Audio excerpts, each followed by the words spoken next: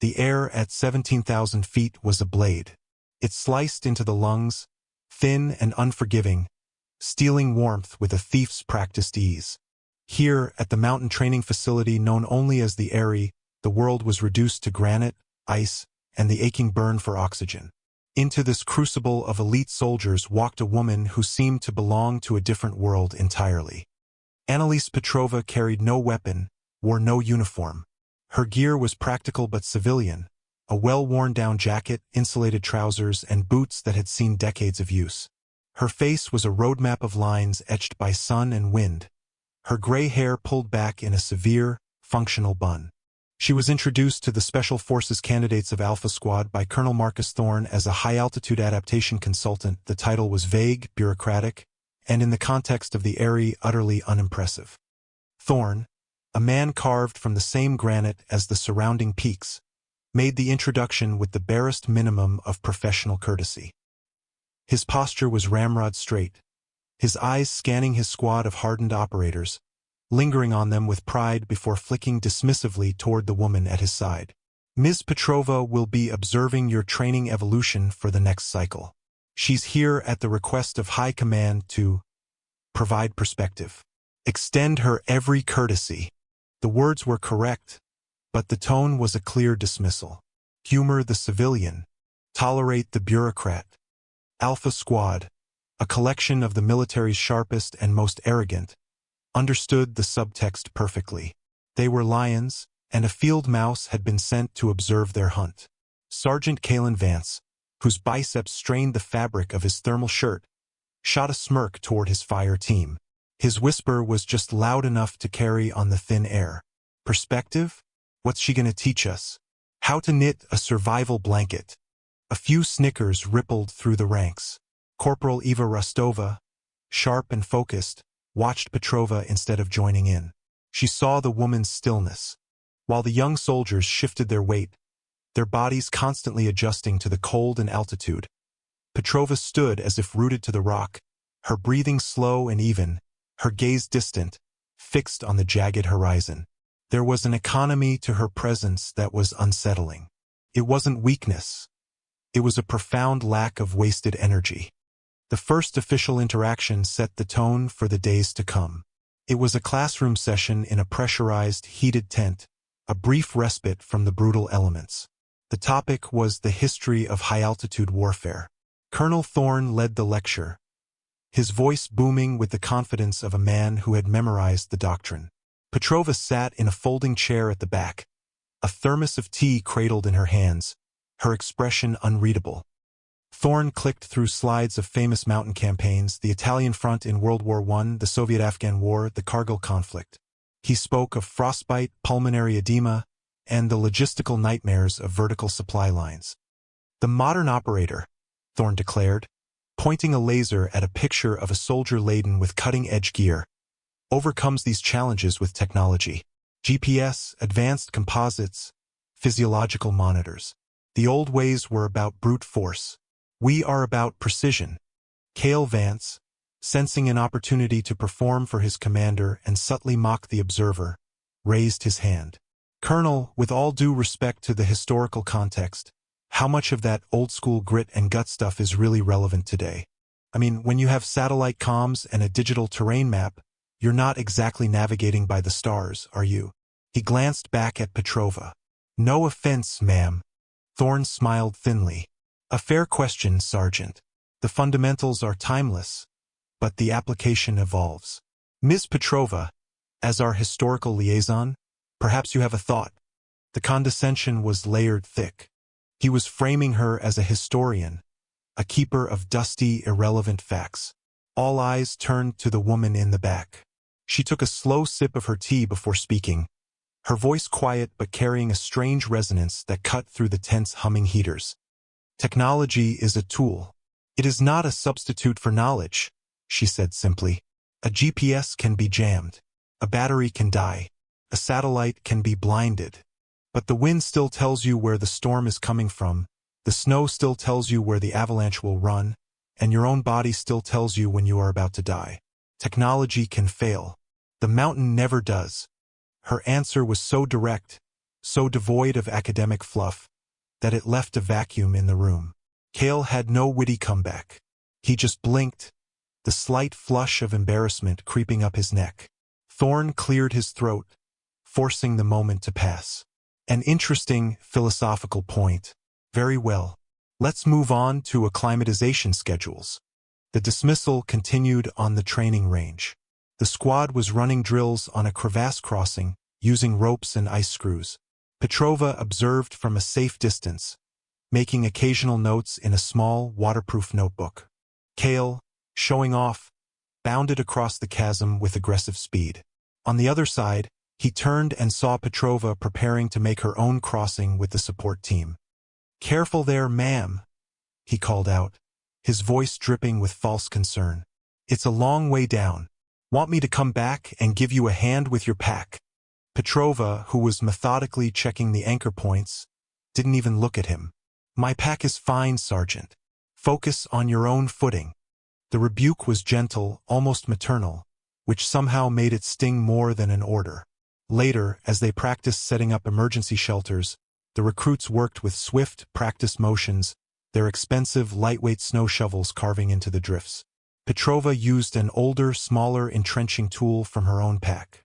While the squad built a large, textbook-perfect quinzhee, she constructed a smaller, more efficient snow cave, its entrance angled perfectly away from the prevailing wind, its interior just large enough to trap body heat. Specialist Chen, the team's tech expert, watched her for a moment. "That design is old," he commented, not unkindly. "It works," was all she said. The quiet condescension coalesced into open mockery during the evenings.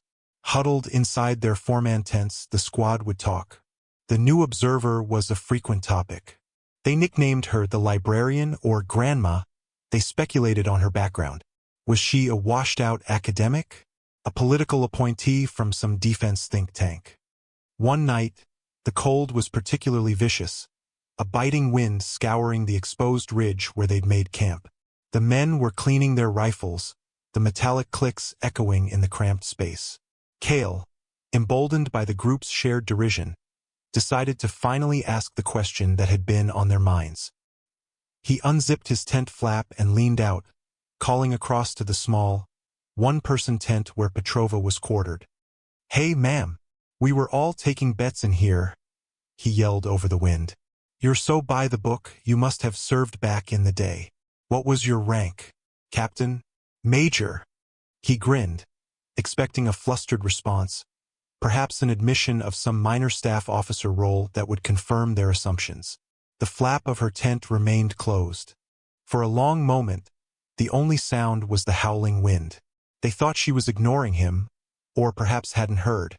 Then, her voice, calm and unaffected, came from within the tent. "Get some sleep, Sergeant. You have a long day tomorrow." It wasn't an answer. It was a dismissal. In their world of rigid hierarchies and immediate obedience, her refusal to engage was a profound anomaly.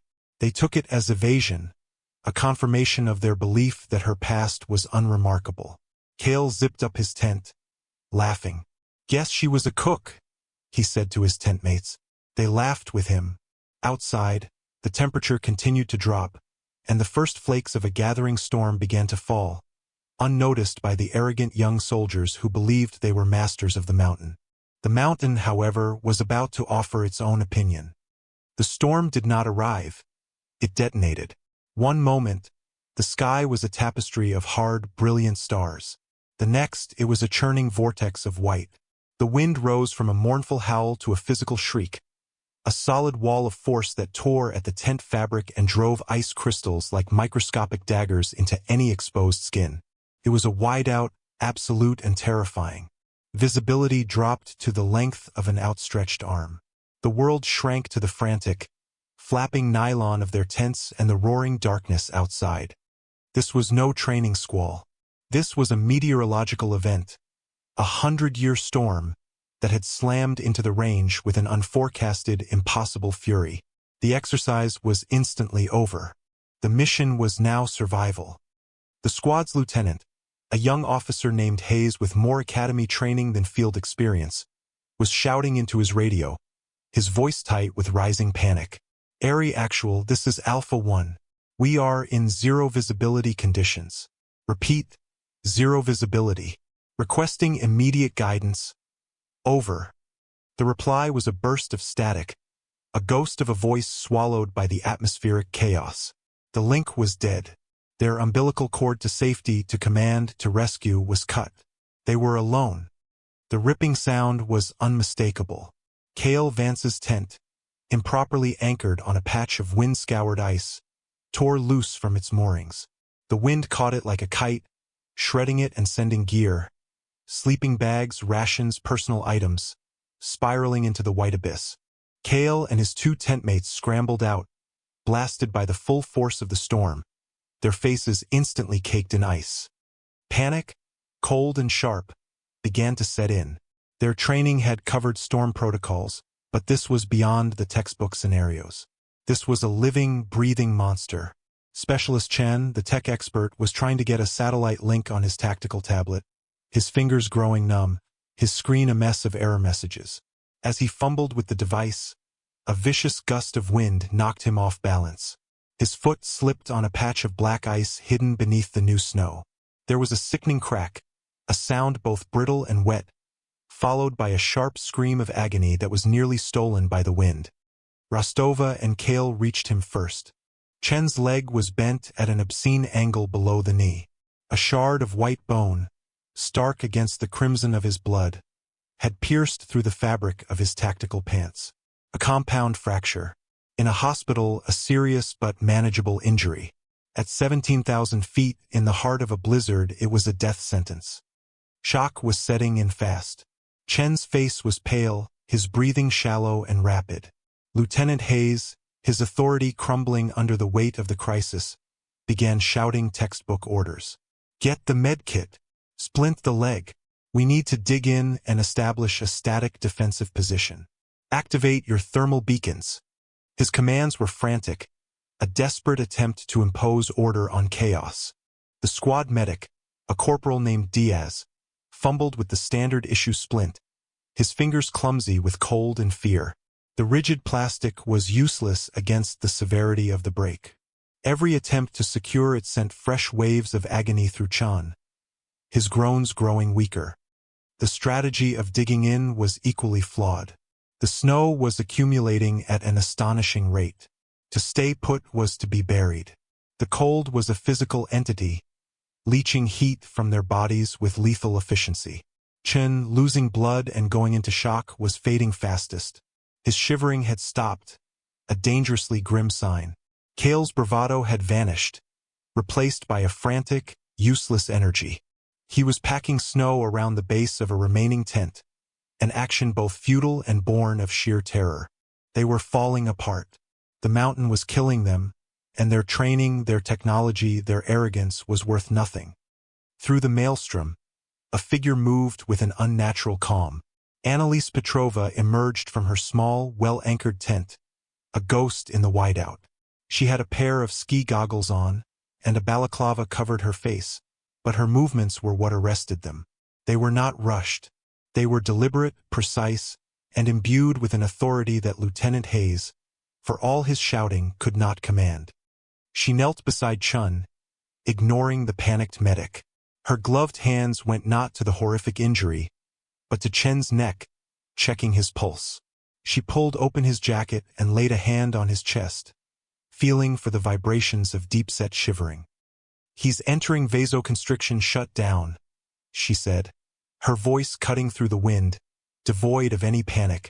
It was a clinical assessment. Diaz, your splint is useless.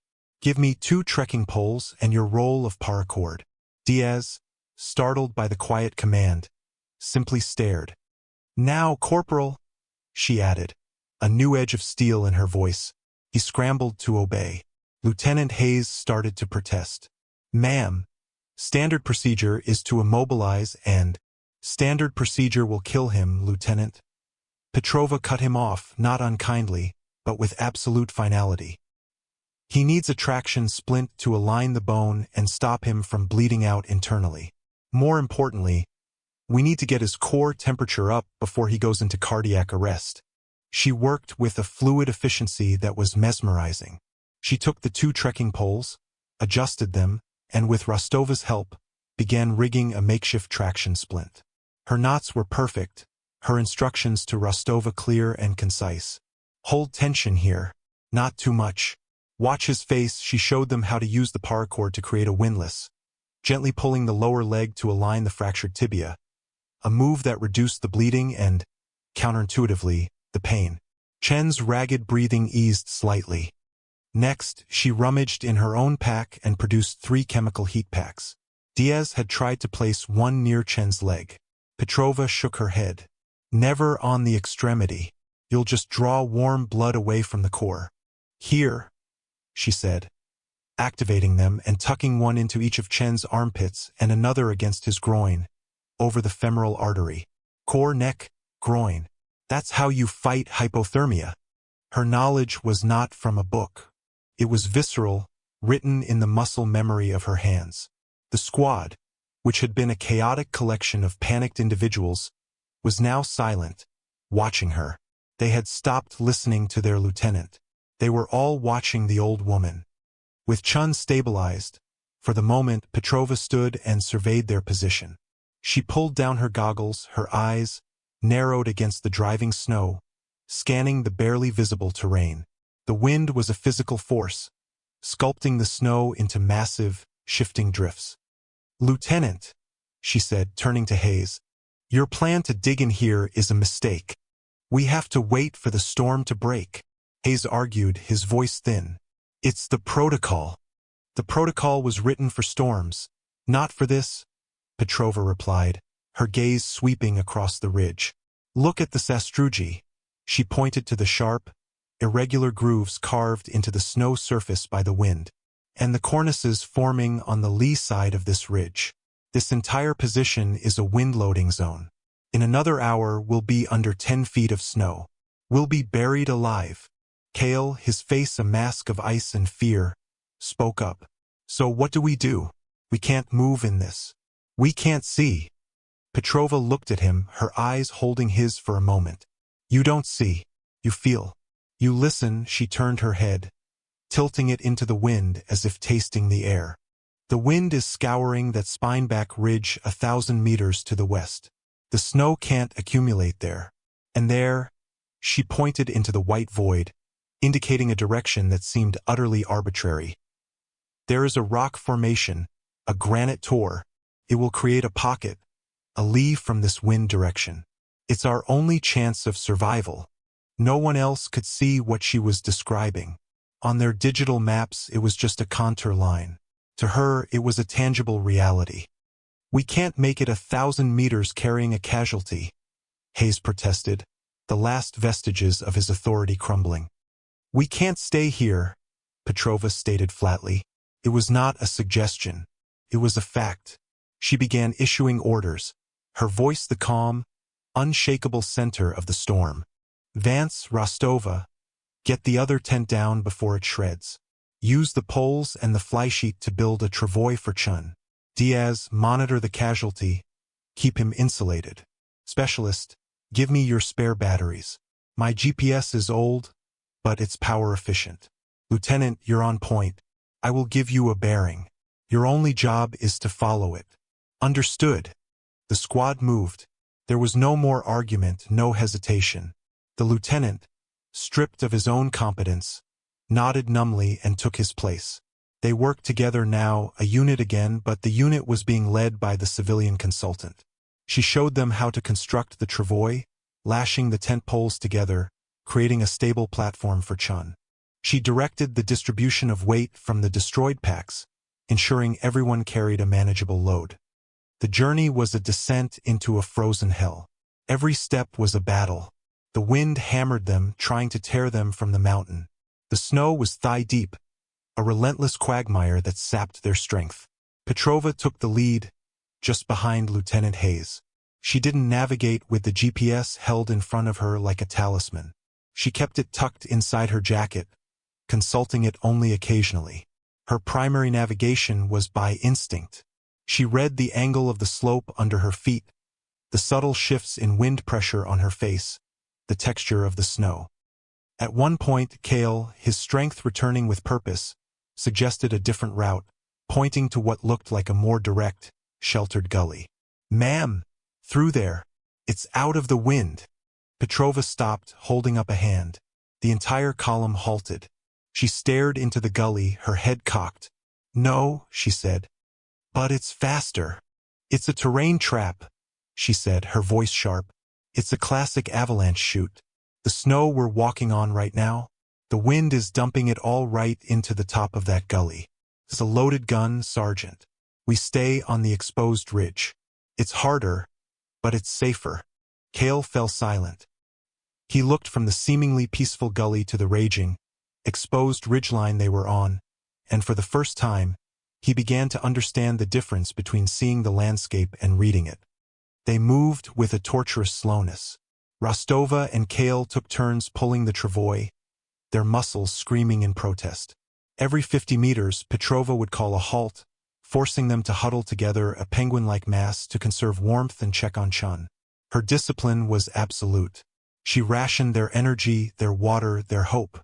She was a human metronome, setting a rhythm of survival.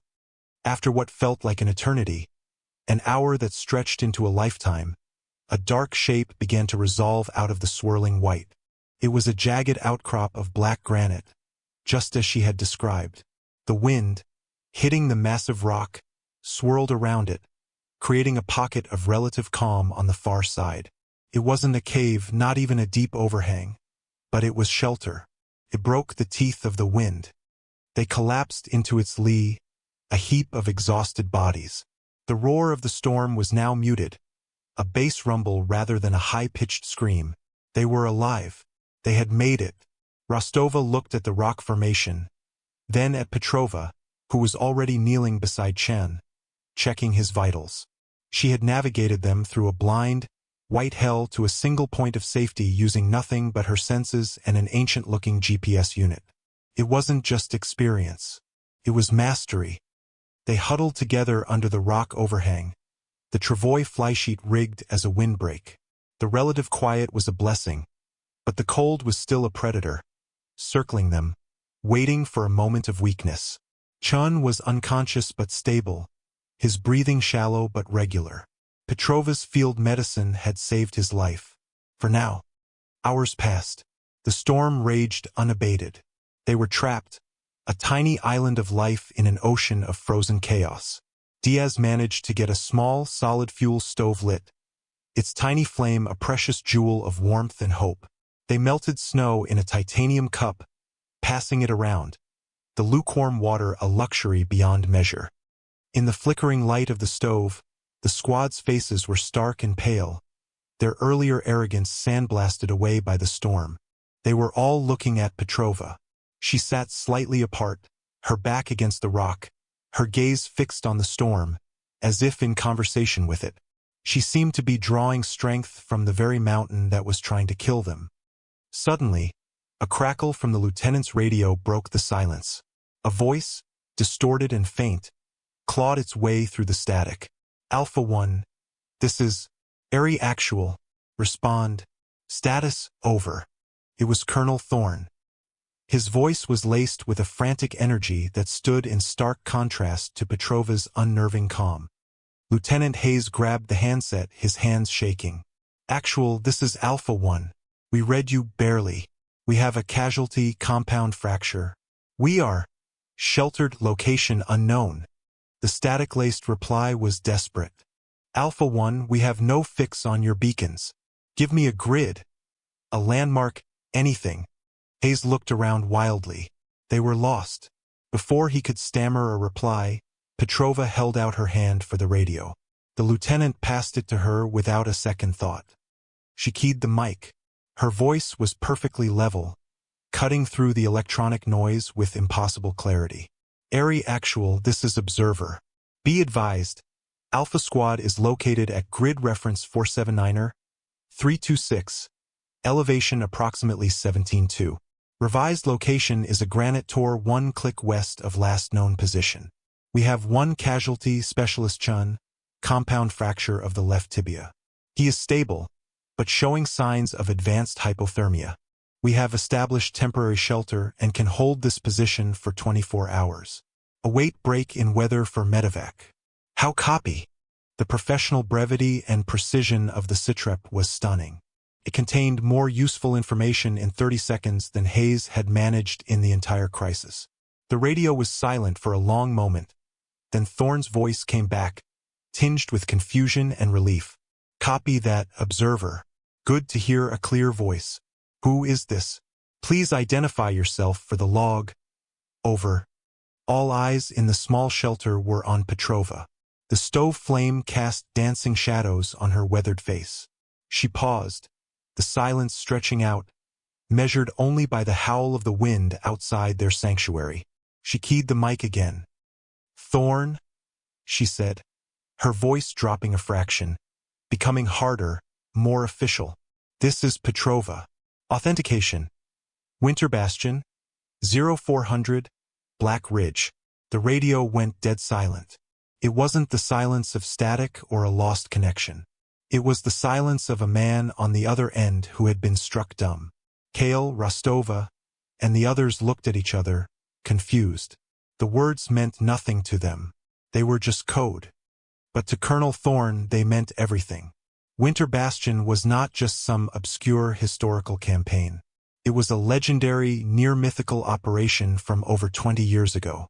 A deep penetration mission in the Arctic Circle, a small special forces unit cut off by a similar storm, presumed lost. Against all odds, they had not only survived but had completed their objective, crippling a key enemy installation. The commander of that operation had become a case study in leadership and survival, required reading at the highest levels of the War College.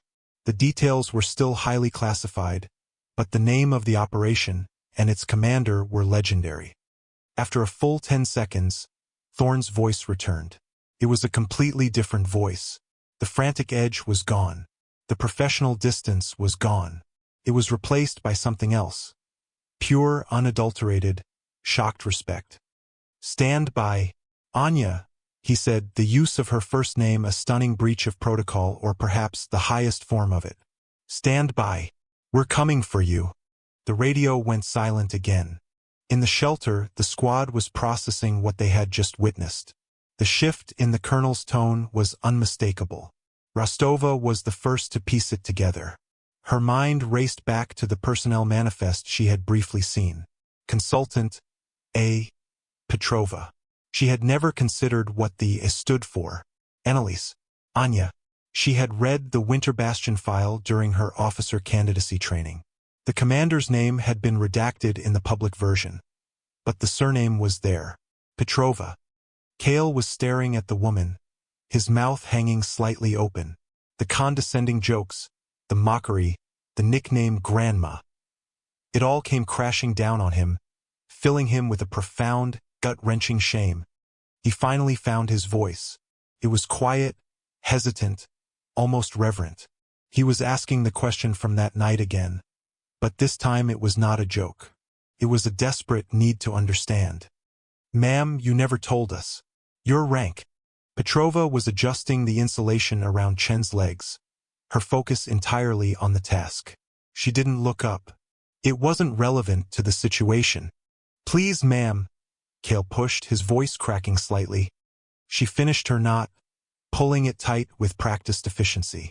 Then, she finally lifted her head and met his gaze. The firelight flickered in her pale eyes. General. The word was not spoken loudly, but it landed with the force of a physical blow. It echoed in the small space, silencing the wind, silencing their breathing. General. Not captain. Not major. A 4-star general. The woman they had dismissed as a historian, the liaison they had mocked, was one of the most senior and decorated officers of her generation. The commander of Winter Bastion, a living legend hiding in plain sight, wearing civilian clothes and drinking tea in the back of the room. The recruits froze. They looked at her, then at each other, the full weight of their ignorance and arrogance crashing down upon them. They were in the presence of greatness, and they had been blind to it. The storm broke with the dawn. The wind died down, leaving behind a world of pristine, sculpted white under a sky of impossible blue. The silence was as profound as the storm's fury had been. In the distance, the rhythmic whump whump whump of rotor blades grew steadily louder. The dynamic in the small shelter had been irrevocably altered. No one spoke to Petrova unless she spoke first. Her smallest suggestion was treated as a direct order. Cale Vance was a changed man. The swagger was gone, replaced by a quiet, focused intensity. He worked twice as hard as anyone else, preparing Chun for evacuation, his movements efficient, his eyes constantly flicking toward Petrova, not for orders, but for a sign of approval he knew he hadn't earned. When he moved, he was careful not to turn his back on her, an old, almost unconscious sign of deference to a senior officer. Rostova was equally transformed. She watched Petrova with a look of intense, analytical reverence, trying to deconstruct the quiet competence she had witnessed, to understand the source of the general's strength. The Black Hawk helicopter, a dark dragonfly against the snow, landed 50 yards from their position, its rotor wash kicking up a blinding cloud of white. The side door slid open and Colonel Marcus Thorne jumped out before the skids had fully settled. He was clad in full mountain gear, his face grim. He strode toward the small group, his boots crunching in the fresh snow. He ignored the exhausted, ice-caked faces of his elite soldiers. He ignored Lieutenant Hayes, who snapped to attention. He ignored the casualty being carefully loaded onto the chopper. His eyes were fixed on one person. He walked directly to Annalise Petrova and stopped 2 feet in front of her. He said nothing. The air crackled with unspoken words. Then, in the shadow of the mountain that had nearly claimed them all, Colonel Thorne, a man of immense pride and ambition, drew himself up to his full height and executed a slow, perfect parade ground salute. It was not the perfunctory salute one gives a superior. It was a gesture of profound, deeply earned respect. A salute from one warrior to another, acknowledging a mastery he could only aspire to. He held the salute until she gave a small, almost imperceptible nod of acknowledgement. Only then did he lower his hand. That evening, back at the Eyrie, the base was quiet. The failed exercise was the sole topic of conversation, spoken in hushed, somber tones. Specialist Chun was stable, already en route to a hospital at a lower altitude. The rest of Alpha Squad had been debriefed, their reports a uniform testament to the consultant who had saved their lives. The name General Petrova was now spoken with a mixture of awe and fear. Annalise was in her Spartan quarters, a small room with a cot, a desk, and a single window looking out at the vast, indifferent peaks. The incident was over. For her, it was just another day, another problem solved. She sat on her cot, methodically cleaning a piece of old, familiar equipment. It wasn't a weapon. It was a vintage Sunto compass, its brass casing worn smooth by decades of use, its liquid-filled housing still clear and steady. She polished the glass with a soft cloth, her movements slow and rhythmic, a form of meditation. It was a relic from a different time, a tool that had never failed her, unlike the countless batteries and satellites she had seen come and go. A soft knock came at her door. She looked up. Enter. The door opened and Corporal Eva Rostova stood in the doorway. She was stiff, her posture ramrod straight, as if reporting to a commanding officer for the first time. Her face was scrubbed clean, but the exhaustion and the awe were still plain in her eyes. She said nothing. Instead, she held out a steaming, insulated mug. It was tea. Black, no sugar, with a single slice of lemon floating on the surface. Exactly how Rostova had seen the general take it during the classroom briefing days before.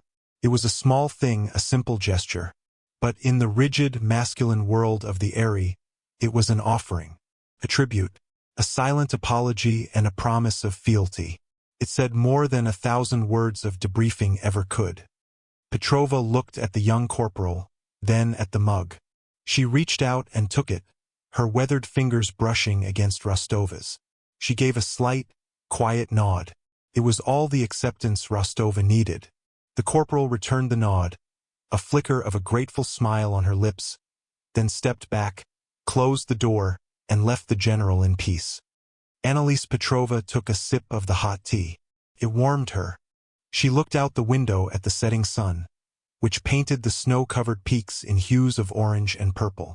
The mountain was beautiful now, serene in the aftermath of its fury. It had tested them, humbled them, and in its crucible had forged a new kind of respect, one that was silent, absolute, and earned in the unforgiving laboratory of the ice and the wind.